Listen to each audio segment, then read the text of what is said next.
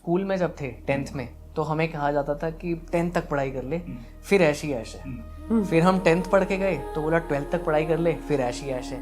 12th पढ़ ली, हम ऐश करने गए तो बोल दिया कि कॉलेज आ गया, अब कॉलेज में पढ़ाई कर ले, उसके बाद ज़िंदगी में ऐश ही ऐश है। ऐसे करते करते हम भागते रह जाते हैं उस ऐश को ढूंढने के चक्कर में। और यही जो आपका क्वेश्चन है कि कब फैमिली स्टार्ट करनी चाहिए या कब हमें अपने आप को प्रायोरिटाइज करना चाहिए, ये हम पुश करते रहते हैं। जनरली एक कोट है, success is a sum of multiple small efforts but with breaks.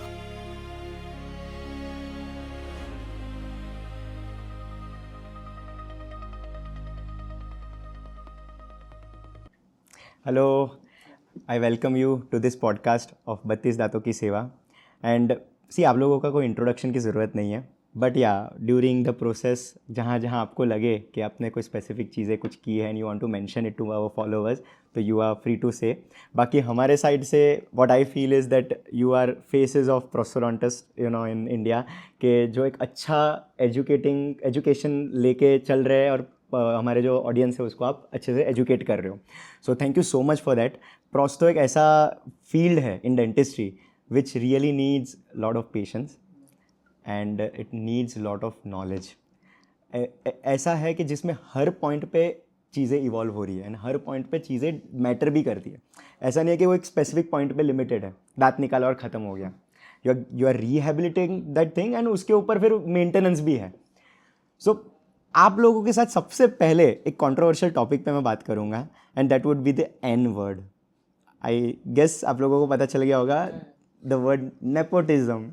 So how are you managing that? Because आप लोग सेकेंड जनरेशन ऑफ डेंटिस्ट हो, तो I want to know your experience कि नेपोटिज्म इन डेंटिस्ट्री या second generation in dentistry, how it is, what are the benefits and obviously disadvantages भी होंगे। तो personally पहले मैं आपसे पूछूंगा कि what do you feel like, how it is, and tell me about it. So first, thank you for calling us here, and it's a lovely place to be. जैसा आपने कहा कि the nepotism thing, I feel like any other branch, nepotism का गलत मतलब निकाल लिया जाता है। अब अगर मैं कुछ करके 30 इयर्स कहीं मुकाम तक पहुंचा तो मैं चाहूँगा कि मेरे बेटे को वो स्ट्रगल ना करनी पड़े। इसका मतलब ये नहीं है उसका काम आसान हो गया, उसको भी ज़रूर एक पेडिस्टियल मिलेगा, बट उसके आगे उसी ने चढ़ना है। तो nepotism in dentistry as such कुछ है नहीं, बट हाँ मैं ये ज़रूर बोलना चाहूँगा कि थोड़ा काम आसान हो जाता है if you are a second generation dentist. आपको एक सेट प्लेटफॉर्म मिल जाता है, आपको बहुत कुछ शुरू से नहीं शुरू करना। बट उसका एक थोड़ा डाउन साइड भी है। डाउन साइड ये है कि कोई आपके फादर या मदर 30 ईयर्स से कुछ एक पर्टिकुलर तरीके से कर रहे हैं और अच्छा ही कर रहे हैं, तभी आप यहाँ बैठे हो। तो उसमें अगर आप सडनली आके कुछ 10 चीज़ें बताएं कि मैं ये करना चाहूँगा, वो करना चाहूँगा, तो उनको थोड़ा टाइम लगता है वो अडेप्ट करने में। वो एक मेरे हिसाब से थोड़ा सा एक मेरा स्ट्रगल रहा to get into this, but एक बहुत छोटा स्ट्रगल है for the beautiful things that I got. Very honestly अगर मैं सोचूं और आपको मेरी जर्नी पे रिफ्लेक्ट करूं, 10 years of dental education in under grade and post grade together उतना नहीं सीखा जितना 3 years working under my parents सीखा। वो जो मुझे लगता है कि एक नए फ्रेशर को सीखने में 3 की जगह 10 साल लगेंगे, किसी को 12 साल लगेंगे, वो हमें गाइडेंस मिल जाती है हर स्टेप पे, कहाँ गलती कर रहे हैं, कहाँ हमें ये नहीं ये करो, एक्सपीरियंस बेसिकली मिल जाता है। बट जैसा मैंने कहा उसमें आपको ऐसा नहीं है कि आप सुबह उठे और आपको सब कुछ एक प्लेटर पे मिल गया। मेहनत उतनी ही है आपकी। उल्टा इसके साथ एक स्पाइडरमैन की लाइन है कि with great power comes a great responsibility. तो इसमें रिस्पॉन्सिबिलिटी जुड़ जाती है। क्या होता है कि मैं गलती करूँ और मैं एक सिंगल जनरेशन फर्स्ट जनरेशन हूँ तो गलती मेरी है, बट अगर मैं एज अ सेकेंड जनरेशन गलती कर दूं या मैं जो लेगेसी चल रही है उससे कम हो जाऊं तो नाम फादर का खराब हो जाएगा। जो थोड़ा एक प्रेशर हमेशा मेरे दिमाग में तो रहता है कि जो बिल्कुल कि जो करना है वो ऐसा करना है कि उनसे आगे जाना है, 2 कदम उनकी लेगेसी आगे लेके जानी है, बट ये भी ध्यान रखना है हमेशा कि कुछ ऐसा ना कर दूं कि वो जो इतनी मेहनत नाम कमाया है वो थोड़ा पीछे हो जाए। तो ये मेरा पर्सनल एक्सपीरियंस है अभी तक। बहुत पॉजिटिव्स तो हैं ही इसमें।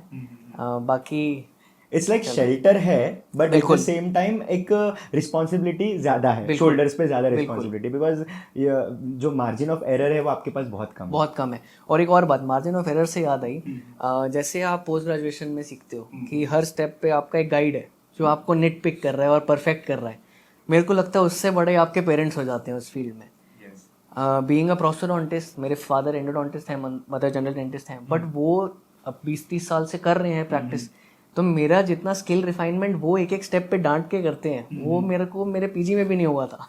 ये पर्सनल टच पे मिल जाता है। सो वो एक रहता है कि आप हमेशा एक स्टाफ के अंडर हो। मतलब अच्छा भी है लेकिन वो एक कंटिन्यूस एक रहता है।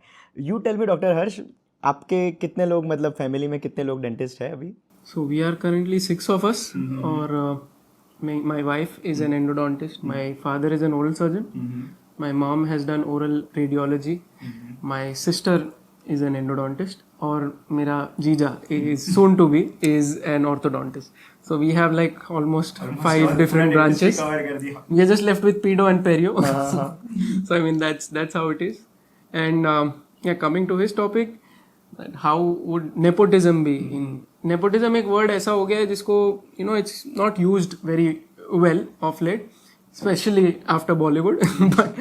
but nepotism का ये advantage और disadvantage भी है. So when you join your father's or mother's practice or your parents' practice, आपको एक comparison या बार पे आ जाते हो. And it's not कि it's with your colleagues but it's with other patients. जब patients अंदर आते हैं they want वही level का treatment जो आपके father या आपके mother देते हैं और your sister, my elder sister. So they want that kind of a level of treatment. So you are always compared at different levels. कि भाई इन्होंने ऐसा किया था, इन्होंने ऐसा किया, ये कर पाएगा कि नहीं. And we are young. So patients are always थोड़ा a little judgmental you can say whether he'll be able to do it or not. इसके पापा ने तो ये ट्रीटमेंट किया था, इसका बेटा ये कर पाएगा. समवेयर अमिताभ बच्चन एंड अभिषेक बच्चन वाली एक फीलिंग आ जाए. You can say Ranbir Kapoor, Rishi Kapoor, yeah, very very similar to what you say. So it becomes a little difficult, but then it depends on your skill. आप कैसे बात करते हो patient को. See, I believe कि in dentistry not everything is on your hands. आपका hands पे सारा कुछ depend है, थोड़ा tongue पे भी depend है.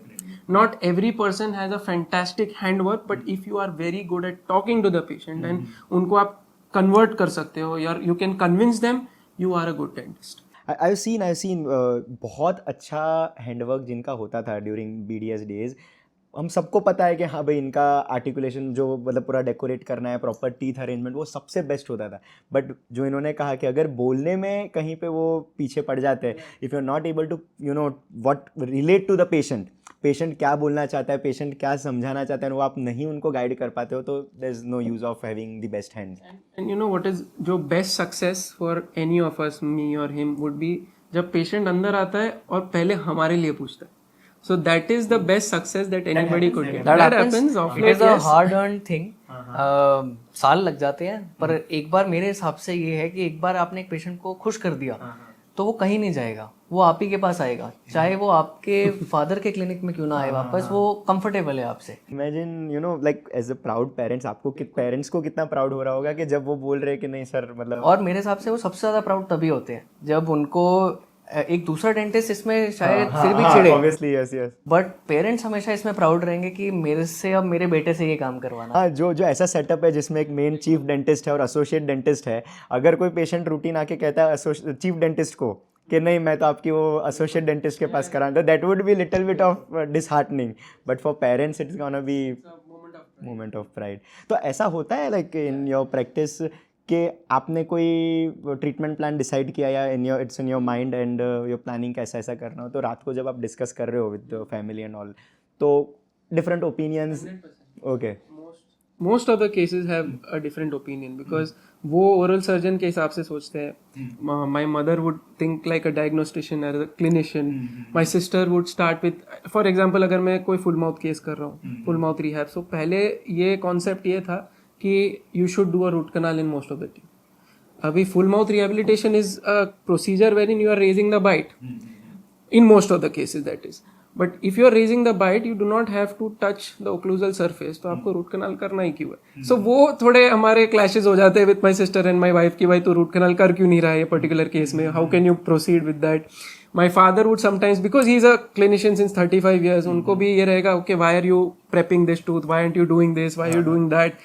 So वो हमारे clashes रहेंगे. There are certain cases wherein he is like यहाँ पे मैं implant नहीं डालूंगा ये particular case में, and I've placed it and it's worked very well. So it totally depends. I mean, but in the end जो if the patient is happy, the entire team is happy. Somewhere ये भी है कि आपने plan A किया, plan B किया. If plan A is towards implants और plan B is something towards, but at the end अगर पेशेंट को वो लेवल ऑफ सेटिस्फेक्शन अचीव हुआ है तो यू नो दो स्कूल ऑफ थॉट्स भी वर्क करते हैं. तो मैं ये एक डिस्कशन करना चाहूँगा as a prosthodontist. I know what you gonna answer, but tell me vital preps, okay, जो हम लोग करना पड़ता है इन FMR और वॉट एवर. तो what do you prefer, vital preps और intentionally done preps, like root canal, intentional root canal and doing the prep? Like first I'll ask it to you. भाई वाइटल प्रेप्स एनी डे. इसका concept बहुत simple है और fundamentally काफ़ी strong है कि जब आपके टूथ में वेयर एंड टेयर है तभी आपको ज़रूरी है कोई क्राउन लगाना या फिर कोई अदर तरीके से उसको रेस्टोरेशन करना. जब भी रेपरेटिव डेंटिन फॉर्म होता है वो कब होता है, जब आपके कोई वेयर एंड टेयर है दांत में, तो बॉडी आपको पहले ही उस जो प्रॉब्लम है उससे डील करने के लिए एक लेयर फॉर्म कर देगी. वो पल्प को पहले ही नीचे कर देता है. तो हमें ऐसा लगता है कि अभी प्रेप करूंगा तो पल्प एक्सपोज हो जाएगी, बट प्रॉब्लम ये है कि वो होगी नहीं. तो अगर प्रेप आप आज की डेट में करें in today's day and age जहाँ इतना कंजर्वेटिव है सब कुछ, everybody wants the least amount of work done and the best results, vital preps is the way to go. Preparation में अगर बाई चांस एक्सपोज हो गया या कोई दांत है जिसका आपको पता है कि इंक्लिनेशन या प्रोक्लिनेशन बदला है और आपने एक्सपोज होगा उस समय, तभी रूट कनाल करो. Otherwise I don't find any reason for intentionally doing a root canal, because you and I both know जितना भी अच्छा आप रूट कनाल कर दो दांत ब्रिटल हो जाएगा, 10 से 15 साल उसकी एज रह जाएगी मैक्सिमम, वो हम हैम्पर कर देंगे अपने प्रोसेसेस में. So vital preps as much as you can. Vital preps में जो टूथ की एक इनहेरिट पोटेंशियल होता है टू प्रोटेक्ट इटसेल्फ, वो मेंटेन रहेगा. 100% रहेगा. और मोस्ट ऑफ दीज केसेस जैसा हमने अभी डिस्कस करा फुल माउथ में, आप अगर हल्का सा भी वर्टिकल डायमेंशन रेस कर रहे हो तो आपको और एडिड स्पेस मिल ही रही है फ्री में प्रोस्थेसिस के लिए. और अब तो इतनी अच्छी चीज़ें हैं, आप टेबल टॉप्स, ओवरलेस, ऑनलेस कुछ भी दीजिए और आपको प्रिपरेशन भी मिनिमम रखनी है, तो अननेसेसरली ओवर रिड्यूस करने की ज़रूरत नहीं है उसके लिए. यहाँ पे आपके घर पे जब एंडोडोंटिस्ट के साथ ये कम्युनिकेशन चलता है तो कोई डिफरेंट ओपिनियन आता है? कभी कभी आर्ग्यूमेंट्स होते हैं, डिफरेंस ऑफ ओपिनियन रहता है, बट नाउ सिंस अभी dentistry is moving towards more conservative, less dentistry is the best dentistry. Yes, so now mindset भी चेंज हो रहा है लोगों का. So yes, now it's much better. Previously थोड़ा वो स्कूल ऑफ थॉट्स बहुत था. हाँ, yes yes yes. But yes, now things are changing. Definitely. And tell me one thing, जब इन्होंने जैसे कहा कि विविड ओपिनियंस आते हैं, तो at the end what you do, like आपका जो दिल कहता है वो, और like how do you decide कि मुझे यही ट्रीटमेंट प्लान करना है? देखो, very honestly how I look at things is कि I am sure everybody who has a dentist in their family apart from them looks it at the same way. End of the day हम सब चाहते हैं patient के लिए best हो. तो अपना बहुत बार ट्रीटमेंट प्लान जो हम सोचते हैं होता है वो बेस्ट नहीं होता पेशेंट के लिए. तो कोई अगर हमें ओपिनियन देता है अपना और हम उसमें सोचते हैं, इसका मेरा एक बड़ा सिंपल सा फंडा है. लड़ाई हम सबकी हुई है लाइफ में, कभी ना कभी क्वारल होती है. उसके बाद क्या होता है, हम रात को शावर में होते हैं, हमें एक कमबैक याद आता है. बट क्या हम शावर से निकल के वापस उस लड़ाई पे जा सकते हैं कि एक कमबैक याद आया है, रुक शायद मैं और जीत सकता हूँ? हम नहीं कर सकते वो. बट क्या होता है कि जब हम कोई भी केस एक बार देखते हैं, हम उसको एक ही तरीके से देखते हैं, एक ही ट्रीटमेंट प्लान करना चाहते हैं और वो ख़त्म कर देते हैं. हम अपने आप को शावर ही नहीं देते कि हम एक और कोई बेटर ट्रीटमेंट प्लान सोचें. तो जब आपका जैसे क्वेश्चन है कि सेम फैमिली में मल्टीपल डेंटिस्ट हैं, मेरा ट्रीटमेंट प्लान अलग होगा, इनका अलग होगा, हम सबका मेन गोल वही है कि पेशेंट के लिए बेस्ट रहे. तो हम क्यूमुलेटिवली, आप मानेंगे नहीं, लंच हो कि डिनर डिस्कशन यही होती है टेबल पे कि ये केस में ये कर लेना चाहिए तो बेस्ट हो जाएगा. और उसमें हम कहीं ना कहीं सीख भी लेते हैं और ट्रीटमेंट बेस्ट टू बेस्ट करने की अपनी तरफ से कोशिश कर देते हैं पेशेंट की. तो लाइक अभी पेशेंट पर्सपेक्टिव पे आपने प्लान बना दिया, उसमें कुछ पॉइंट्स पे आपकी ज़रूरत है, कुछ पॉइंट्स पे अनदर स्पेशलिस्ट की ज़रूरत है. तो how do you make patient understand that कि ये आपके अंदर ज़रूरत है, बट कुछ मैं करूँगा, कुछ फादर करेंगे, कुछ ये करेंगे. तो how do you make it like? So I would credit internet for this very honestly. अब क्या होता है कि प्रैक्टिस इवॉल्व हो गई है. बहुत कम होता है कि पेशेंट दरवाज़ा खोल के सिर्फ आप ही से ट्रीटमेंट कराने आना चाहता है. वो एक स्पेशलिस्ट ढूंढता है. और पेशेंट एजुकेटेड इतना है अब कि वो स्पेशलिस्ट अपने पर्टिकुलर ब्रांच के लिए ढूंढ के आ रहा है. तो इसमें पेशेंट कन्विंस करना आसान हो जाता है कि, और मैं ये मानता हूँ कि अगर कुछ नहीं आता तो उसको करना नहीं चाहिए. आधा अधूरा करके आप and of the day doctor हो तो वो प्रॉब्लम ही करेगा. तो स्पेशलिस्ट का काम स्पेशलिस्ट को करने दो.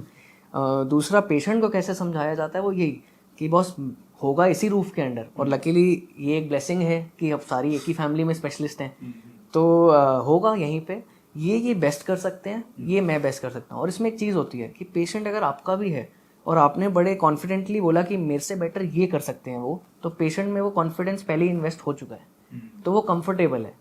और मेरे को ऐसा मानना, एक नाइव बिलीफ है कि अगर आप पेशेंट को दिल से समझाओ और दिल से उनकी बात सुनो, तो वो कहीं ना कहीं कनेक्ट हो जाता है। पेशेंट बड़े आराम से समझ सकता है कि यार ये सिर्फ काम करने के लिए कर रहा है कि ये मेरे बेटरमेंट के लिए कर रहा है।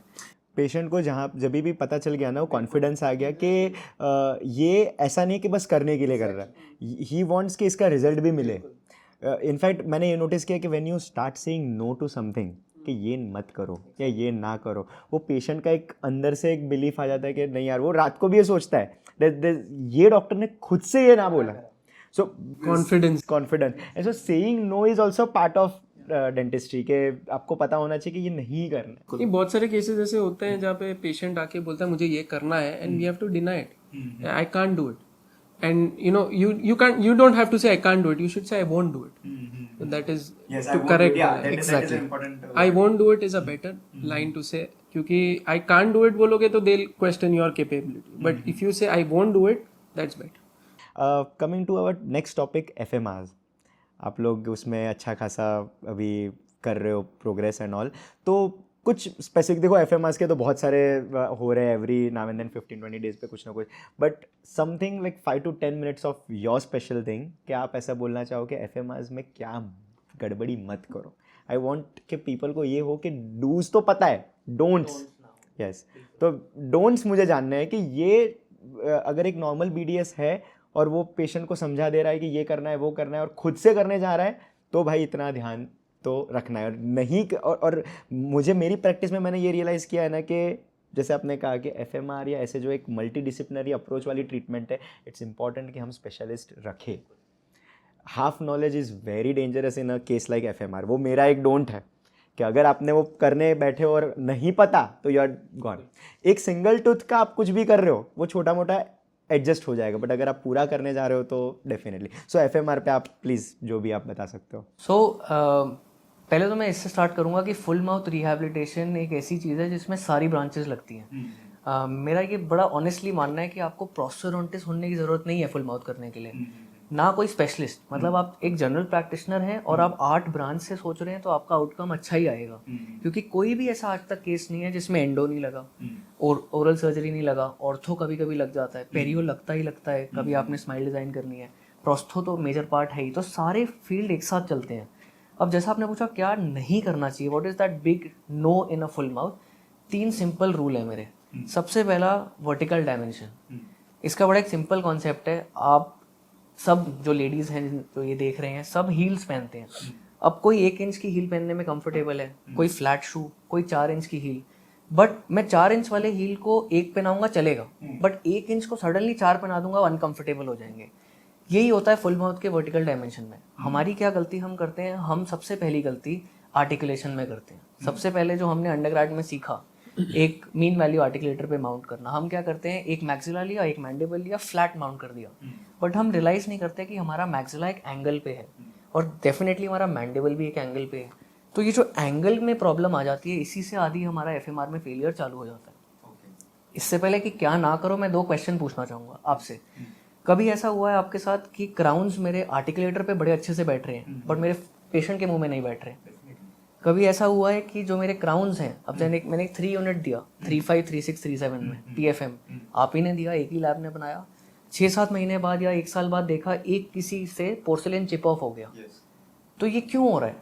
हम गलती कर रहे हैं बट हम सीख नहीं रहे उससे। सीखना ये है कि फुल माउथ का जो कॉन्सेप्ट है, सबसे पहले वर्टिकल डायमेंशन पहले तो रेस करनी है कि नहीं, यही जानना ज़रूरी है। और जितनी करनी है वो उस पर्टिकुलर पेशेंट के लिए है। अगर ये पेशेंट 2 mm रेस कर सकता है अकोमोडेट, तो ये 2 ही कर सकता है, ना ये 1 में खुश होगा ना ये 3 में। तो ये जानना बहुत ज़रूरी है। दूसरी चीज़, जैसा मैंने आपको कहा कि हमारी जो माउंटिंग है, जो हम जनरली क्या करते हैं, हम लैब टेक्नीशियन को 2 कास्ट भेज देते हैं, वो माउंट करेगा और वो रेस करने के लिए क्या करेगा, आर्टिकुलेटिंग पिन खोलेगा और रेस कर देगा। रेस कभी ऐसे होता ही नहीं है। जैसा मैंने आपको बोला कि हमारा अगर मैक्सिला एंगल पे है, मैंडिबल भी एंगल पे है, तो जो रेज हो रहा है वो बहुत एक अलग तरीके से हो रहा है। इसके लिए हमारे को एक फेसबुक करके एक चीज़ होती है जो लेनी बहुत ज़रूरी है। अब फेसबुक या मैं कहूँगा प्रोस्थेटिक्स का ये टैबू है कि बड़ी मुश्किल है। अगर आप मेरी बात माने तो अंडरग्रेड में मुझे भी बहुत डर लगता था प्रोस्थेटिक्स से, बट वो इसीलिए क्योंकि हमें सही तरीके से नहीं सिखाई गई। फेसबुक जैसी चीज़ आपको 5 मिनट के अंदर आप रिकॉर्ड कर सकते हो, और क्या करेगा वो, आपका ये एंगल की प्रॉब्लम सॉल्व कर देगा, वर्टिकल डायमेंशन किस तरीके से रेज करना है उस पर्टिकुलर पेशेंट के लिए, उसमें हेल्प करेगा। और तीसरी जो चीज़ सबसे बड़ी मेरे को लगती है जो हम डेंटिस्ट एक जनरल लेवल पे इंडिया में गलत कर रहे हैं, वो है कार्बन पेपर का यूज़। ये मैं बहुत बार बोल चुका हूँ, हर प्लेटफॉर्म पे बोल चुका हूँ। आपके टीथ में एक चीज़ होती है पीडीएल। जब भी आप बाइट करते हैं एक दांत थोड़ा ऊपर जाता है, दूसरा थोड़ा नीचे जाता है, और वो स्पेस रफली 50 माइक्रोन की बनती है। हम जो कार्बन पेपर यूज़ कर रहे हैं वो 100 या 200 माइक्रोन का है, उसको भी हम डबल करके यूज़ कर देते हैं, तो बन गया 400 या 300। हम 50 माइक्रोन में 300 माइक्रोन की चीज़ डाल देते हैं। तो जो भी हम अक्लूजन फुल माउथ के बाद सेट करना चाह रहे हैं, बेसिकली हम क्यों कर रहे हैं, हम एक एस्थेटिक्स चाहते हैं और फंक्शनैलिटी चाहते हैं। फंक्शनैलिटी हम ला ही नहीं पाते क्योंकि हम 50 माइक्रोन के टूथ स्पेस में एक 300 माइक्रोन थिक कार्बन पेपर डाल देते हैं। स्मज मार्क आते हैं, हम पेशेंट को किसी तरह से टैप टैप करा के सब आउट ऑफ अक्लूजन कर देते हैं, और फिर पेशेंट बस एक जिस तरीके से आया होता है बस एक गोरे दांत लेके जाता है अपने साथ। उसको वो जो ट्रीटमेंट चाहता था वो मिल नहीं रहा। फुल माउथ एक्चुअली मुश्किल नहीं है, अगर आप मेरी बात माने। फुल माउथ को बस करने का तरीका हमें सिखाया नहीं गया। हमें लगता है बस प्रेप करा, इंप्रेशन लिया, क्राउन फिट कर दिया, वैसे होता नहीं। इंट्रिकेसी जानने के लिए आपको सिर्फ एक प्रॉपर 5 से 7 दिन की एक नॉलेज चाहिए, इतनी भी नहीं कि एमडीएस कर लो, बट वो ये 5-6 चीज़ें जैसे फेसबो लेना, वर्टिकल डायमेंशन सही तरीके से यूज़ करना, एक सेमी एडजस्टेबल आर्टिकुलेटर कम से कम यूज़ करना, और कम से कम एक प्रॉपर आर्टिकुलेटिंग पेपर 40 माइक्रोन हो गया, या फिर अगर इम्प्लांट है तो 8 या 12 माइक्रोन, बट वो यूज़ करना, तभी आप फंक्शनैलिटी और एस्थेटिक्स दे पाओगे। नहीं तो it is nothing, it is just आपने पुराने दांत पे एक नया दांत लगा दिया जो फेल ही होगा। और हम डरते भी फुल माउथ से इसीलिए हैं। अब मैं अगर एंडो से डरता हूँ वो इसीलिए है क्योंकि मैंने करा नहीं, और मुझे पता नहीं कि रूट कैनाल करूँगा तो फेल हो जाएगी। सिमिलरली जनरल प्रैक्टिशनर को लगता है कि फुल माउथ करूँगा तो फेलियर के बहुत चांसेस हैं, इसलिए मैं करता ही नहीं। फेलियर क्यों होगा? क्योंकि मैंने सही तरीके से नहीं करा। सही तरीके से करके देखो, इतने डॉक्यूमेंटेड केसेस आज तक फेल नहीं हुए। ये छोटी छोटी चीज़ें अगर हम ऐड कर लें तो it is absolutely a cake walk, and it is one of the most lucrative things that can get you. मैं नंबर्स नहीं बोलूँगा बिकॉज वो आपके प्रैक्टिस टू प्रैक्टिस डिपेंड करता है, बट जितना आप एक पूरे मंथ में जनरल डेंटिस्ट्री से कमा सकते हो, 1 या 2 फुल माउथ आपको वही पूरा का पूरा सम एक साथ दे सकते हैं। एंड इनफैक्ट ग्रेटिट्यूड भी, बिल्कुल, जो पेशेंट का ग्रेटिट्यूड रहेगा, एक चेंज रहेगा, you are changing the life, and वो भी उनके नेचुरल टूथ पे। एब्सोल्युटली। मेरा ये मानना नहीं कहूँगा, इसको मैं ब्लेसिंग समझता हूँ कि एक भगवान ने कुछ बनाया, और डेंटिस्ट्री में एक ही ब्रांच है मेरे हिसाब से जो है प्रोस्थेटिक्स, जो हम भगवान से कंपेयर नहीं कर सकते अपने आप को, बहुत ऊपर है, बट हमें वो थोड़ी सी शक्ति दे दी कि हम वो रिप्लेस कर लें। कोई और ब्रांच नहीं है डेंटिस्ट्री में जो मिला है उसको रिप्लेस कर सके एंड रेप्लिकेट कर सके, और शायद करेक्ट भी कर सके। किसी के टीथ खराब थे बचपन से, कोई अमीलोजेनेसिस का पेशेंट था, गलती से वो नहीं उसके ठीक बने दांत, हमारे पास वो भगवान ने हमें शक्ति दी, हमें वो स्किल दिया कि हम उसको एक प्रॉपर लाइफ, प्रॉपर एक स्माइल और प्रॉपर फंक्शनैलिटी दे सकें। और बहुत फ़र्क पड़ जाता है अगर आप स्माइल ठीक से कर सकते हैं ना, तो आपका कॉन्फिडेंस एक अलग लेवल चले जाता है। डेफिनेटली हम आई आस्क यू, इस पे आप एड ऑन कर सकते हो अबाउट डोंट्स। या डेफिनेटली, एंड डोंट्स के बाद आई लाइक टू नो कि उसकी जो TMJ के साथ कोई कोरिलेशन है तो उस पर भी आप बता सकते हो। सो फुल माउथ का कॉन्सेप्ट ये है इन जनरल पब्लिक इज, वो एक हमारा एक सेंटेंस था जो बहुत फेमस था, काटो गोलो लगा लो। ये कॉन्सेप्ट अभी भी चल रहा है। So they generally cut the teeth, they would take an impression, फिर लैब में कॉल करेंगे and they will be like, भैया थोड़ा 4 mm रेस कर देना, और वो करेगा किस पे, हमारा रेगुलर वो आर्टिकुलेटर पे। So now the problem is, as he said, face bow and the plane of the maxilla is one of the most important things जो हम full mouth rehabilitation में देखते हैं। Off late अभी the best and the newest technologies में you can take a face scan, DSDs, so there are so many things जिससे आप face bow से भी better outcome ला सकते हो। तो आपको face bow से ऊपर अगर आप कर सकते हो, and you can do it very very easily, you can use a phone to do that off late, you don't have to get a face scan to do all of that. So yes, बहुत सारी चीज़ें हैं जो हम improve कर सकते हैं full mouth rehab में। दूसरी चीज़ ये है, yes आपने ख़त्म किया है केस, आपने स्टिक कर दिया, एंड एज ही सेड आप बाइट एकदम फ्लैट करके एडजस्ट कर लोगे। Now the problem here is हमने इसमें सबसे इंपॉर्टेंट चीज देखी नहीं, वो गाइडेंसेस. आपका एंटीरियर गाइडेंस है, कनाइन गाइडेंस है, if you have to give a group function तो वो है. Now why is it so important? अभी आपके पास कोई पेशेंट आएगा, आपने फुल माउथ रिहैब किया है उस पर्टिकुलर पेशेंट का, maybe in the non orthodox, in the general way, in orthodox way, और वो पेशेंट कंटिन्यूसली आ रहा है, मेरा ये क्राउन डिसलॉज हो रहा है कंटिन्यूसली, या मेरा ब्रिज चिप होते जा रहा है, वापस डिसलॉज हो रहा है. आप ओके, नो प्रॉब्लम, मैं RMGIC से लगाऊंगा, वो वापस डिसलॉज हो रहा है. ओके, अभी मैं रिलैक्स 200 से लगाऊंगा, one of the best cements, let me stick it with that. Then that patient will come with a broken tooth inside the crown. Now the problem here is ये हो क्यों रहा है? This is happening because of the excursive contacts. जब ये आप anterior guidance दे रहे हो, when you are actually getting Christensen's phenomena, that was the main thing in prosthodontics, कि अब जब आप आके आपका जॉ लेके आ रहे हैं तभी पीछे there should be a posterior separation, immediate separation. So अगर वो नहीं हो रहा है and there is a continuous contact at the back, that tooth is going to dislodge, that crown is going to dislodge. या फिर इवेंचुअली अगर वो बहुत अच्छे से बॉन्डेड है दांत के साथ तो आपका दांत टूटेगा. अगर आपका bond between the crown and the tooth is weak, that means if you have used a weaker cement, आपका कैप निकलेगा बाहर, that is still manageable. But अगर आपका दांत टूट रहा है, you have lost that tooth. So yes, guidances जो हम हर चीज में गलत जाते हैं वो बहुत इंपॉर्टेंट है. After that yes, post the guidances, post care जो बहुत ज्यादा इंपॉर्टेंट है after a full mouth rehabilitation case. Now as you said, how is it related to your joint? There is a high relation to that. कितना vertical आप raise कर रहे हो, that is also very very necessary. You have to do it in a appropriate measure. You have to do it according to your anatomical landmarks, according to your phonetics, according to multiple things जो हमने पढ़ा है in textbook, but उसको हम लोग apply नहीं करते in a lot of cases. So जब हम वो नहीं कर रहे, then you are putting your masticatory muscles to a toss. Your masseter, your temporalis, your sternocleidomastoid to some extent, sometimes radiates to the trapezius. तो आपके पास patients बहुत आएंगे clinic में, even if he is not a full mouth rehab case, saying that okay, I have a stiff neck. और मुझे कोई ENT के पास गया, अब I'll tell you the cycle now. Now the patient first goes to the general doctor. General doctor उनको paracetamol देंगे.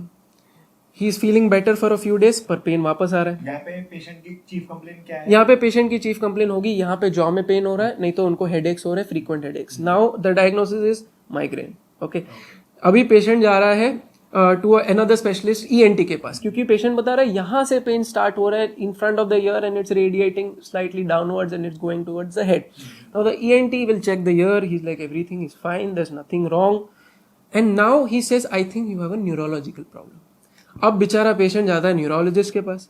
Neurologist will check everything on and see there are certain depressants that they will give the patient. उनका life becomes a little slow. They are on heavy antidepressants to actually stop this kind of a pain.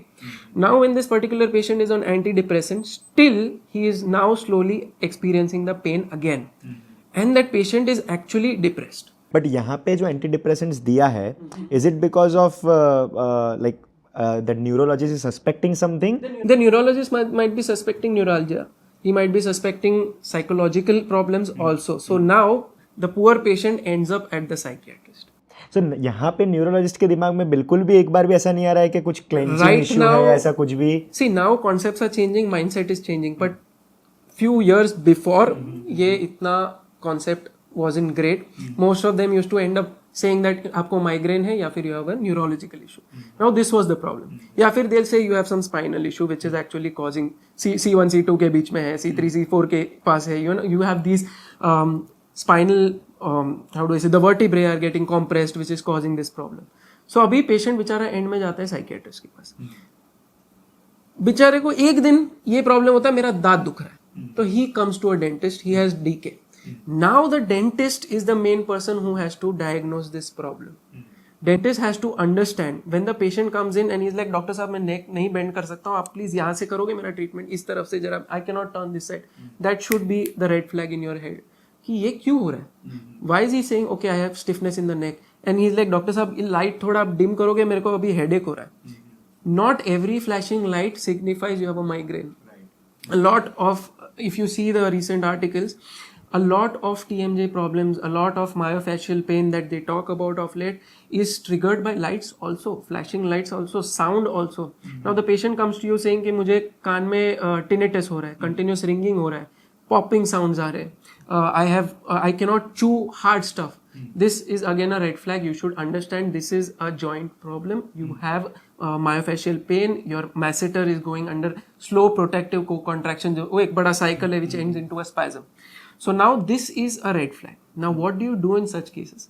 पहले ये बोला जाता था, अभी concepts वापस change हो रहे हैं, बट इस पर्टिकुलर पेशेंट को एक बार आप एक छोटा सा एंटीरियर डीप्रोग्रामर बना के देना. In 1 week, that patient is going to come and thank you for the 4, 5, 10, 15 year struggle that they had for so many years. It is actually related. See, we don't have enough time to actually talk about how it affects your masticatory muscles and the accessory muscles. But just try to make an anterior deprogrammer for this particular patient. He'll come and thank you and he'll be like, you did a wonderful job. Then you proceed and make them an occlusal splint also. You definitely answered my question. मैं आपको बीच में ये पूछने वाला था, like I was interrupting you, कि इतने सारे लोगों के पास जाके आया है एंड फिर हम डिटेक्ट कर रहे हैं समवेयर वी आर फीलिंग कि ये भी एक इश्यू हो सकता है.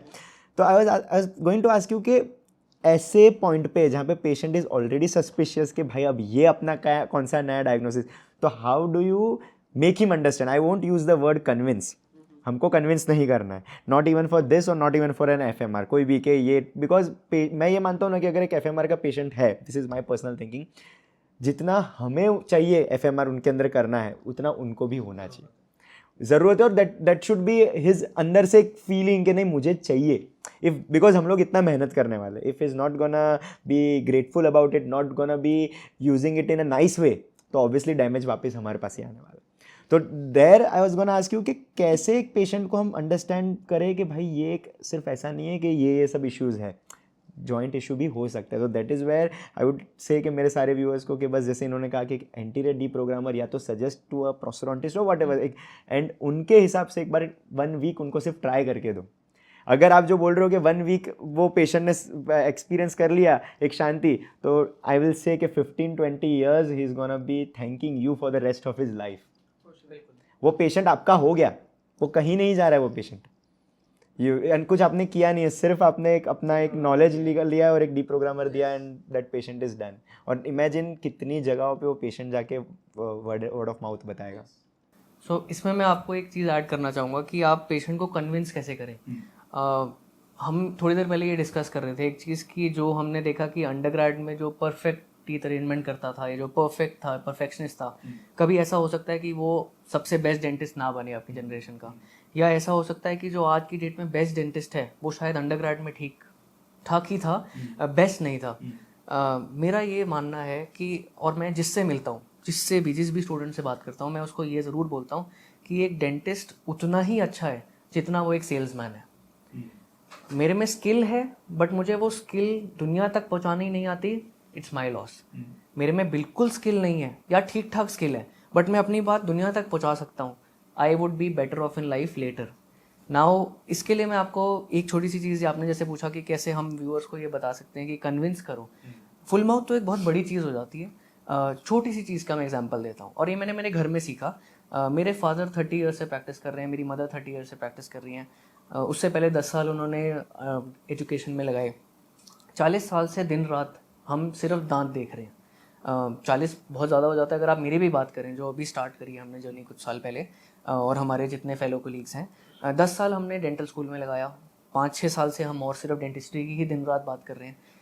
हम ये भूल जाते हैं उस समय कि पेशेंट के लिए वो टर्म्स नहीं है. पेशेंट डेंटिस्ट्री में आपके क्लिनिक पे सिर्फ 2 वजह से आता है, वेरी ऑनेस्टली. पहली कि उसके कहीं एक्सपोजर है और दर्द हो रहा है, और दूसरी कि कहीं उसको विजडम टूथ है जहाँ पेरिकॉर्नाइटिस है और दर्द हो रहा है, विच ब्रिंग्स इट डाउन कि सिर्फ पेन है तभी पेशेंट आ रहा है. ये अनफॉर्चुनेट है बट हमारी सोसाइटी में ये है चीज़ कि डेंटल हाइजीन सिर्फ तभी याद आती है जब दर्द उठता है. लोग का ये मानना है कि 32 दांत हैं, कोई बात नहीं, 2 चले गए तो क्या हुआ, 30 तो बचेंगे. Now the problem here, 30 years से या 20 ईयर्स से या 10 साल से कोई दिन रात सिर्फ डेंटिस्ट्री की बात कर रहा है. पेशेंट आया आपकी चेयर पे, आपने इमीडिएटली उसको देखा और आपने डेंटल टर्म्स बोले. बॉस आपके 8 में पेरिकॉर्नाइटिस है, 7 में डिस्टल कैविटी है, यहाँ एमओ है, यहाँ डीओ है. पेशेंट को 1-2 सेकेंड में कुछ समझ नहीं आया, और जो समझ नहीं आया वो कभी कन्विंस नहीं होगा. Rather why not just show the patient. एक सिंपल फोटोग्राफी इक्विपमेंट आता है, इतना एक्सपेंसिव भी नहीं होता, हार्डली आपकी 1000 रुपीज़ की इन्वेस्टमेंट होगी, सबके फ़ोन आजकल अच्छे हैं, एक फ़ोटो लो क्लियरली, पेशेंट को दिखाओ कि ये प्रॉब्लम है, और जब आप एक बड़े स्क्रीन पे क्लास 1 कैविटी भी दिखाते हो वो भी एक क्रेटर लगता है। पेशेंट को एक बिफोर दिखाओ कि नेचुरली ये इनेमल है, ये दांत है, और फिर आफ्टर दिखाओ कि सर आपकी ये सिचुएशन है। पेशेंट कन्विंस होगा ही होगा। ये सिर्फ एफएमआर की बात नहीं है, आप कोई भी प्रैक्टिस कर लो जनरल डेंटिस्ट्री में या कुछ भी, अगर आप एक फ़ोटो लेके पेशेंट को एक्सप्लेन कर सकते हो, तो जैसा मैंने कहा कि जितने आप अच्छे सेल्समैन हो उतने ही आपकी डेंटिस्ट्री की ग्रोथ और ग्राफ बढ़ेगी। पेशेंट को फ़ोटो लो, हम जाओ, हम ये भूल जाते हैं कि ये टर्म्स हमारे लिए ठीक है, पर पेशेंट के लिए ये पहली बार है। और डेंटल चेयर लगती कंफर्टेबल है। रिसेंटली मेरा थोड़ा काम हुआ, I know how difficult it is to be on that chair and listen to that airotor sound. तो पेशेंट डरी हुई हालत में पहले ही होता है, हम उसको और टर्म्स बोल देते हैं, तो बेटर है कि दिखाओ, समझाओ, पेशेंट कन्विंस होगा ही होगा।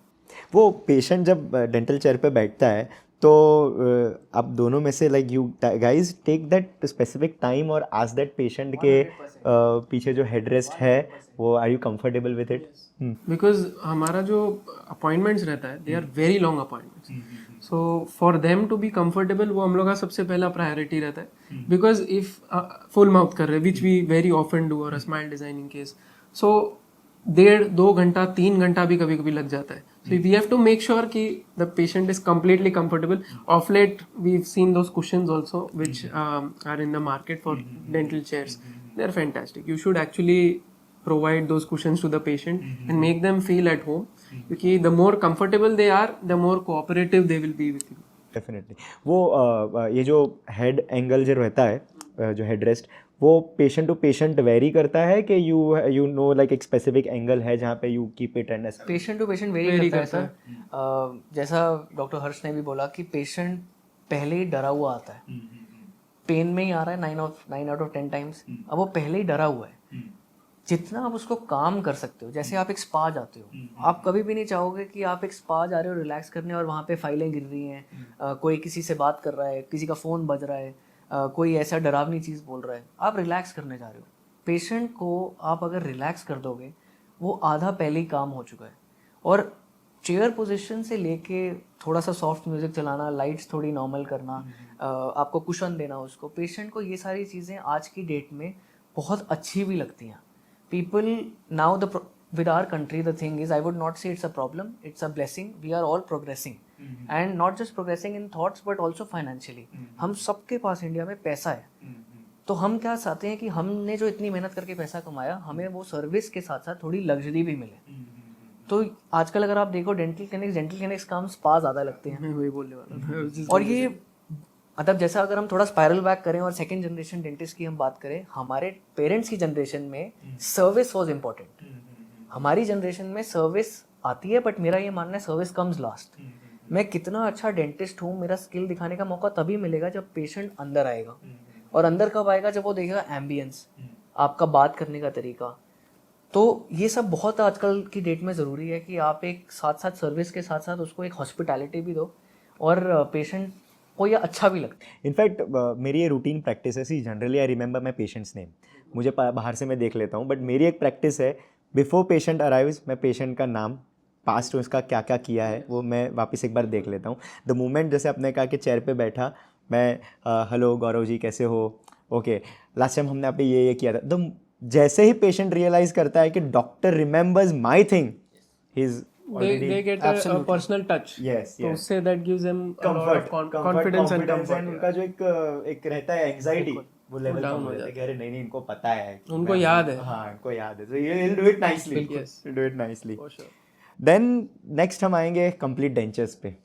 तो कंप्लीट डेंचर्स पे कुछ ओपिनियंस आजकल बहुत डिफरेंट आ रहे हैं, एंड सम डेंटिस्ट तो डिस्कार्ड करने लगे because of the repeated appointments या रिपीटेड फॉलोअप्स। आपने डेंचर डिलीवरी की एंड उसके बाद पेशेंट्स के फॉलोअप्स, कुछ पेशेंट्स, मैंने फीमेल पेशेंट्स में जनरली काफ़ी प्रॉब्लम्स नोटिस किए, बट लिया मैं कंप्लीट डेंचर में आपका एक ओपिनियन स्टार्ट करूँगा आपसे कि what is your opinion and what is that future, like क्या करना है क्या नहीं करना है, everything. So basically complete dentures is one thing जो बहुत neglected है अभी currently in dentistry, और they just leave it to the prosthodontist to do it. it's not that only prosthodontists should do complete dentures. Even general dentists are equally equipped to do complete dentures. Now, of late, there are so many new technologies, new techniques to do complete dentures. अभी आपको generally जो हम लोग अभी भी वो green stick जो use कर रहे थे और आप जो ZOE से आप इम्प्रेशन लेते हो वो सब की आपको ज़रूरत है नहीं. You can actually use much better materials. You can use heavy body, you can use elastomeric impressions too, and you can use a wash to record the exact final impression. Things are actually changing. Things are changing towards functional molding. हम जो general border moulding करते थे, गाल खींच के हम लोग सारा कुछ करते थे. Actually you should do the muscle movements. You should ask the patients to make certain movements of the mouth which will give you the exact muscle anatomy, which will replicate the anatomy in the intaglio surface of the denture and give you the wonderful retention. हम लोग retention के लिए हम लोग को नीचे देके आ बोलते थे, but actually they should try the Valsalva manoeuvre, जिससे you hold your nose and ask the patient to breathe out. That all actually gives you the right kind of retention. और सबसे ज़्यादा इंपॉर्टेंट हमें डेंचर्स में जो देना है is balanced occlusion. Most of the times अभी भी हम वो रेगुलर ओक्लूजन दे रहे हैं जहाँ पे हम कनाइन गाइडेंस कर रहे हैं, एंटीरियर गाइडेंस कर रहे हैं. उसमें that is the main problem that is happening, and we generally practice. He lectures a lot on BPS dentures and he's doing great in that. So BPS dentures is something that is very good, and most of the students or the participants or the dentist should know about BPS dentures. क्योंकि BPS dentures में जिस तरह का retention आता है, जिस तरह का strength रहता है और जिस तरह का stability रहता है, I don't think we have seen any other type of dentures which can give you that kind of dentures, and they are now moving towards digital also. So everybody in dental field should actually know कि BPS dentures करते कैसे हैं और उसका importance क्या है. So I think he'll be the better person to tell you. He's a very well known speaker for BPS right now. So yeah, go ahead. So first things first, जैसे हम denture की बात कर रहे हैं तो मेरा ये मानना है कि जो डेंचर का पेशेंट है, या तो वो 10 पेशेंट तोड़ सकता है आपके, या 10 पेशेंट और ला सकता है. सारे एल्डरली एक साथ बैठेंगे पार्क में, आपने एक का अच्छा बनाया, वो 10 को और बताएगा और लेकर आएगा. तो हम डेंचर से डर जाते हैं. रादर हम डेंचर को ऐसे नहीं यूज़ कर सकते हैं कि हम एक बनाएं और 10 पेशेंट खड़े हैं लाइन में. दूसरी चीज़ ये, डेंचर की प्रॉब्लम सबसे ज़्यादा क्या है हमें, कि पेशेंट बार बार आएगा और इंसर्शन के बाद मुझे इतनी अपॉइंटमेंट्स और देनी पड़ेंगी जितनी शायद डेंचर बनने में भी नहीं लगी. तो यहाँ पे फ़र्क पड़ जाता है एक टेक्नोलॉजी का जिसको हम कहते हैं BPS डेंचर्स. ये कुछ नहीं है, ये इंजेक्शन मोल्डेड डेंचर्स होते हैं. पहले मैं सिर्फ ये समझाता हूँ है क्या, और फिर मैं आपको लेमैन में समझाऊंगा कि आपके इन्वेंट्री में कितना कॉस्ट बढ़ेगा. एक नॉर्मल शू है जो हमने किसी भी स्टोर से लिया, वो हो गया हमारा कन्वेंशनल डेंचर. हो सकता है मेरे को कंफर्टेबल हो सकता है मैं पहन ही ना पाऊँ, जो जनरली हमारे डेंचर पेशेंट्स में होता है. एक दूसरा शू है जो मैंने एक अच्छे रिप्यूटेड स्टोर से लिया, वो इनसोल का है और मेरी परफेक्ट फिटिंग का है. उसको पहन के मैं भाग भी लूँगा तो मैं थकूंगा नहीं. BPS डेंचर वही है. BPS डेंचर एक टेलर मेड डेंचर है जो आपका एक तरीके से जैसा रिज है वैसा ही रिकॉर्ड करता है. पेशेंट में रिटेंशन अगर नॉर्मल डेंचर में आपकी 1 आ रही थी तो ये 10 आएगी BPS में. और जो आप ये डेंचर की वीडियोस देखते हैं जिसमें चक साउंड आता है, वो सिर्फ और सिर्फ BPS डेंचर या उसको लेने का तरीका है. अब सुनने में अच्छा लग रहा है, बट लोगों को सबसे बड़ा ये डर होता है कि ये जो मैं ले रहा हूँ या जो मैं ये सीख रहा हूँ, मेरा पेशेंट क्या इसका पैसा देगा कि नहीं देगा. Because dentistry is in fact any branch is a very money driven industry. जहाँ पे मुनाफा है वही हमें करना है. तो सिंपल चीज़ है, जो अगर आपका नॉर्मल डेंचर बनाने में एक नॉर्मल लोकल लैब, लोकल का मतलब आपके एरिया की लैब 4,000 रुपये ले रही थी, BPS डेंचर बनाने में वो आपसे सिर्फ 6,000 लेंगे. तो आपकी इन्वेंट्री में 2,000 रुपये ऐड हुए. जो आप नॉर्मल मटेरियल यूज़ कर रहे थे उससे आपका सिर्फ 1,000 रुपये ऐड होगा. और एक ऐसा प्रोटोकॉल आप सीख लोगे जिससे आप आपका primary impression, final impression, jaw relation एक अपॉइंटमेंट में 2.5 घंटे में लोगे. 9 बजे पेशेंट आया, 11:30 बजे पेशेंट जॉ रिलेशन देके आपको वापस जा रहा है प्राइमरी से सीधा. और second appointment teeth setting trial होगी, थर्ड आपका इंसर्शन, थर्ड के बाद एक अपॉइंटमेंट नहीं तो मैक्सिमम 2 अपॉइंटमेंट आपकी इंसर्शन के बाद वाली विजिट्स. और out of 100 dentures in BPS that I have given, एक भी डेंचर आज तक टूटा नहीं है. तो BPS एक ऐसी चीज़ है, या फिर एक इंजेक्शन मोल्डेड डेंचर एक ऐसा डेंचर है जो ना कि केवल अच्छा दिखता है बट फंक्शनैलिटी बहुत ज़्यादा स्ट्रॉन्ग है और पेशेंट के लिए कंफर्टेबल है. तो आपकी इन्वेंट्री में जब सिर्फ 2-3 हज़ार रुपये ऐड हो रहे हैं तो आप पेशेंट से उतना ही ज़्यादा चार्ज करके एक बेटर डेंचर बना लें. और बेस्ट चीज़, जो हम कॉलेजेस में जिससे डरते थे, मैं पर्सनली डरता था, ग्रीन स्टिक से आपको बॉर्डर मोल्डिंग करनी है, ZOE जैसे मटेरियल से आपने इंप्रेशन लेना है, इंप्रेशन कंपाउंड जैसे मटेरियल से प्राइमरी इंप्रेशन लेने के लिए आप स्ट्रगल करे जा रहे हो, ये प्रोटोकॉल BPS डेंचर्स का प्रोटोकॉल ये सारी चीज़ें एलिमिनेट कर देता है। तभी एक अपॉइंटमेंट में 2.5 घंटे में आप सीधा प्राइमरी से जॉ रिलेशन पहुंच जाते हो। तो बहुत ही सिंपल तरीका है इसको करने का। कोई इसमें आपको बड़े कोर्सेज या बड़ी डिग्री जानने की ज़रूरत नहीं है। 2 से 3 दिन का ट्रेनिंग प्रोग्राम बहुत है, you would be good to go. मतलब यू आर लाइक के कंप्लीट डेंचर्स तक हम हैं, जो बेसिक कंप्लीट डेंचर्स है उसमें लोगों को वही पता है। काफ़ी लोगों को BPS के बारे में पता ही नहीं है, इसलिए वो जो एरिया जब पता ही नहीं है तो they are done with dentures. Sir मैं अगर आपको मेरा अपना एग्जांपल दूं, अंडरग्रेड में जबकि मेरा एक अंडरग्रेड बहुत ही अच्छे कॉलेज से था, मैंने मेरे पूरे 3 साल में सिर्फ एक डेंचर बनाया था। ये नहीं कि करिकुलम में नहीं था, ये क्योंकि मुझे डर इतना लग गया था ग्रीन स्टिक और ZOE से। और यही एक रीज़न है कि पेशेंट्स एक तो परेशान करेंगे पोस्ट इंसर्शन, और ZOE और ग्रीन स्टिक की मैनिपुलेशन से आधे डेंटिस्ट डेंचर बनाना छोड़ चुके हैं। और अगर आप मेरी बात माने तो मैं मेरे डेंचरलेस पेशेंट में इम्प्लांट नहीं डालना चाहता। रिच जैसा भी है मैं उसको डेंचर देना चाहूँगा। उसके 2 फायदे हैं। पेशेंट आया अपने बच्चों के साथ, पहला फायदा ये, मैं उसको बोल रहा हूँ एक ट्रीटमेंट है 4.5 लाख का जो बेस्ट है, फुल माउथ इम्प्लांट कम से कम। दूसरा एक ट्रीटमेंट है जो इसके 1/10 कॉस्ट का है, बट आपको उतना ही अच्छा खाना आप खा सकते हो। आप एक काम करो, पहले आप सस्ते वाला लेके देखो, नहीं अगर जमा तो बड़ा वाला तो है ही। तो अगर आपने एक पेशेंट को कम पैसे में कन्विंस करा और एक बेटर और एक अच्छा ट्रीटमेंट दिया, तो पेशेंट के साथ साथ उसकी पूरी फैमिली आपका पेशेंट बन जाती है। सो केस सिलेक्शन इंपॉर्टेंट है कि अगर आपको लगता है कि कहीं पे मेडिकल कॉम्प्लिकेशंस है इन टर्म्स ऑफ सर्जरी, या तो ऐसा लग रहा है कि कहीं पे पेशेंट बहुत खींच के पेमेंट करने वाला है, तो unnecessary if there is a option तो आप पेशेंट को बताइए उसको। पेमेंट से भी ज़्यादा I would like to add one thing here. बहुत हमें आसान लगता है एक बड़े ऑफिस में बैठ के कि ये अमाउंट बहुत छोटा अमाउंट है, बट अगर आप ग्राउंड रियलिटी पे देखें, हम अपने आप को ब्लेस्ड हैं कि हम इंडिया के 1% में गिने जाते हैं। 99% आज भी पैसे जोड़ जोड़ के कमा रहा है। जो जोड़ जोड़ के कमा रहा है, ऐसा नहीं है कि वो नहीं चाहता फिक्स दांत हो, ऐसा है कि उसके पास वाकई ही पैसे नहीं है। हमारी ये सिचुएशन है। इसका मतलब ये नहीं कि हम उसको मेडिकल ट्रीटमेंट ना दे पाएँ। अगर हम एक डेंटिस्ट या एक डॉक्टर बने, हमारा ये फ़र्ज़ है कि हम बेस्ट टू बेस्ट ट्रीटमेंट करें जो उसका कॉस्ट है। तो मैं मेरे पेशेंट को बड़ा ऑनेस्टली ये बोलता हूँ कि आपका क्या बजट है। इसका मतलब ये नहीं कि मैं उससे ये जान रहा हूँ कि काम अच्छा करूँ कि बुरा, मैं ये जान रहा हूँ कि जो बजट है उसमें मैं जो बेस्ट कर सकता हूँ उसके लिए वो उसको करके दूँ। और यहाँ BPS डेंचर और डेंचर्स अगर आपको बनाने आते हैं तो बहुत फ़ायदा हो जाता है। Additionally BPS dentures, most of the patients जो आपके पास आते हैं वो कोई फैंटास्टिक रिच के साथ आने वाले हैं नहीं। जनरली जो रेगुलर डेंचर्स है they will be okay with good ridges, but when you are looking at highly resorbed ridges, जो मोस्ट ऑफ द केसेस में आप देखोगे BPS dentures works wonders. You will get wonderful retention, stability. Dentures में ना सबसे ज़्यादा important retention से ज़्यादा स्टेबिलिटी होती है। तो if you get the right kind of stability and occlusion जो BPS डेंचर आपको दे रहा है, the kind of teeth set that they have, they help with the balancing of the denture, it is fantastic.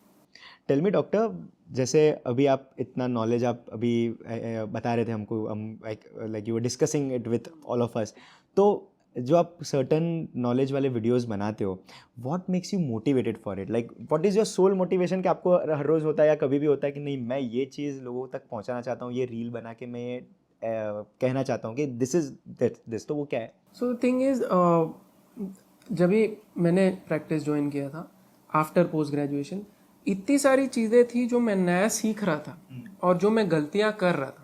So these are certain things जो मैं चाहता था कि वो लोग जो नहीं, they should not repeat these mistakes. जो भी मेरे व्यूअर्स रहेंगे, जो भी लोग देख रहे हैं, दे शुड नो कि क्या अपडेट करना चाहिए उनके and what should be the improvement in their practice. क्योंकि अभी प्रैक्टिस में if I talk about occlusion और if I talk about anterior guidance, तो I want them to understand why is it so important.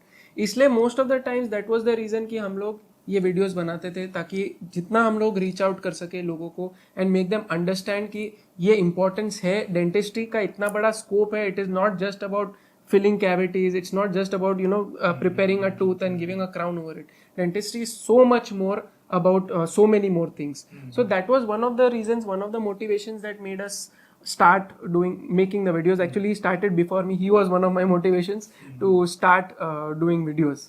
What is your motivation? Sir मेरे दो motivation है। पहला, जैसा हमने अभी डिस्कस करा कि जो गलती मैंने करी वो गलती मेरे फेलो कोलीग्स ना करें। जो मुझे आसान लगता है करना, ये तरीके की जगह मैं ये करूँगा तो आउटकम बेटर भी होगा और जल्दी भी होगा, मैं चाहता हूँ कि उनको स्ट्रगल से ना पता चले, मेरे सारे कोलीग्स, मेरे पीयर्स, मेरे सीनियर्स को वो आसानी से समझ आए। दूसरी मोटिवेशन मेरी ये है बड़ी ऑनेस्टली कि इसमें मैं किसी को डिमीन नहीं करूँगा, बहुत रिस्पेक्टफुली और बड़ी हम्बलिंग के साथ ये बोलना चाहूँगा कि हम जिस कॉलेज से पढ़े उसमें हमें एक्सपोजर बहुत अच्छा था। मेरा ये मानना है, क्योंकि बहुत कॉलेजेस में मैं ये देखता हूँ कि बहुत स्टूडेंट्स जानना चाहते हैं, सीखना चाहते हैं, बट कहीं ना कहीं लैक कर जाते हैं हमारे एजुकेशन सिस्टम की वजह से। जो 18 ईयर्स का एक नाइव बिलीफ होता है कि मैं दुनिया बदल दूंगा, वो 24-25 साल तक ख़त्म हो जाता है एजुकेशन सिस्टम की वजह से, क्योंकि इतनी अपॉर्चुनिटीज़ नहीं है, कट थ्रोट कंपटीशन है। मेरा ये मानना है कि सबसे पहली चीज़ ये कि जो हम ब्लेस्ड हैं कि हमने सीखा, जो हमने नए तरीके देखे, जो हम कहीं हमारे को ज़िंदगी में आगे लेके जा रहे हैं, अगर मैं 100 लोग को भी वो सिखा सका और अपने साथ साथ 100 और फैमिलीज़ को अपलिफ्ट कर सका, मेरा काम मेरे हिसाब से ख़त्म हो जाएगा।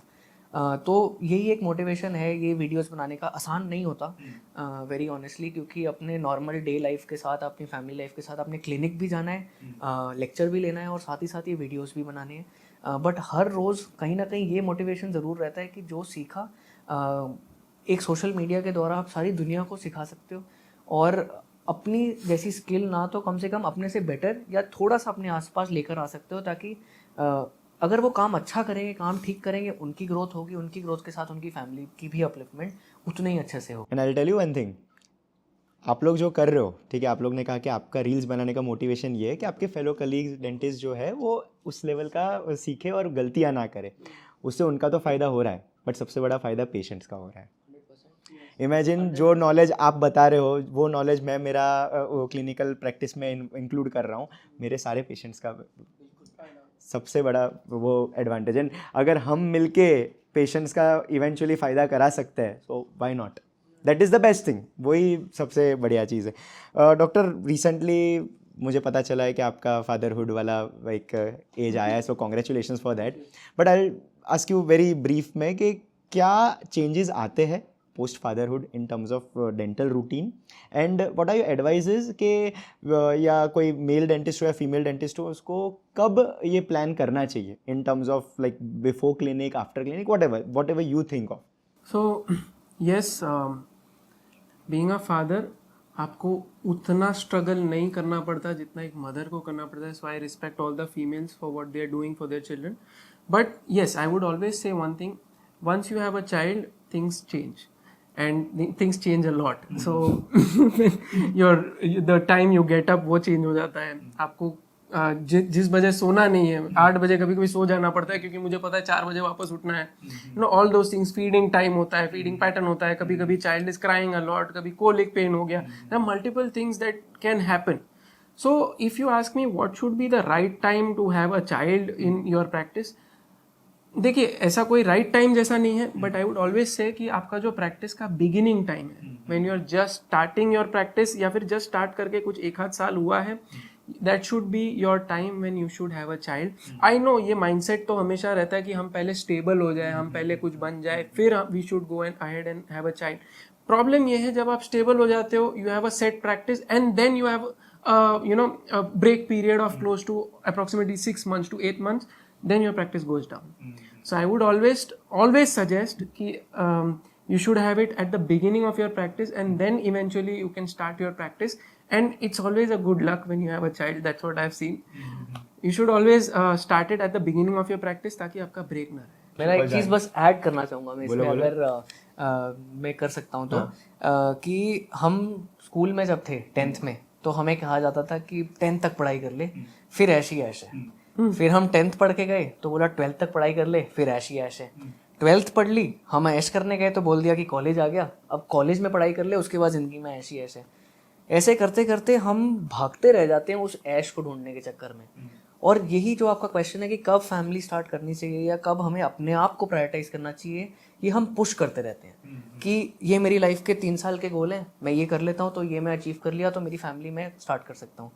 हो सकता है 3 साल में ना हो सकता है 2 में हो जाए, मैं तो भगवान से प्रे करूँगा 1 में हो, बट हो सकता है वो 3 की जगह 5 लगे। तो कभी भी ऐसा नहीं होगा कि स्ट्रगल खत्म होगा। ये मेरी मदर ने मेरे को सिखाई है बात कि बेटा जितने भी बड़े हो जाओगे स्ट्रगल बढ़ती ही रहेगी और एक्सपोनेंशियली ही बढ़ेगी। हो सकता है कि आपका हार्डवर्क बढ़ जाए और हम उसको स्ट्रगल समझें, बट काम तो बढ़ेगा। तो कोई राइट टाइम नहीं है, ना कोई जेंडर का टाइम है कि मेरे हिसाब से जितना एक पेरेंट को सैक्रिफाइस करना पड़ता है, डेफिनेटली एक मदर को बहुत ज़्यादा करना पड़ता है, बट दोनों को स्ट्रगल रहेगा पेरेंटहुड में शुरू में, और उसका कोई सही टाइम नहीं है। तो हम eight the and of the day ये भूल जाते हैं कि हम प्रोफेशनल तो हैं बट एक ह्यूमन बीइंग भी हैं, और हमारे लिए लाइफ जीनी बहुत ज़रूरी है। ये मैं बोल बड़े आसानी से देता हूँ, बट मेरे को भी अगर आप देखो, मैं भी एक वर्कोहॉलिक ही हूँ। 7 दिन काम करूँगा, दिन में करूँगा, रात में करूँगा। मेरी वाइफ को आधा टाइम यही प्रॉब्लम है मेरे से कि मैं काम बहुत करता हूँ, बट कहीं ना कहीं रुकना पड़ेगा। ऐसा लगता है ना कि क्राउन आ गया है लैब से, टाइम नहीं है, बट नहीं कर देता हूँ, थोड़ा और कर देता हूँ, थोड़ा और करता हूँ। और ये क्यों है? बैक ऑफ द हेड क्या है कि यार ये 3 साल का जो खुद के लिए गोल सेट करा है, ये 3 साल में तभी पूरा होगा जब मैं आज करूँगा। ये हम भूल जाते हैं कि ये करते करते हम 7 दिन काम करते करते बर्नआउट हो जाएंगे।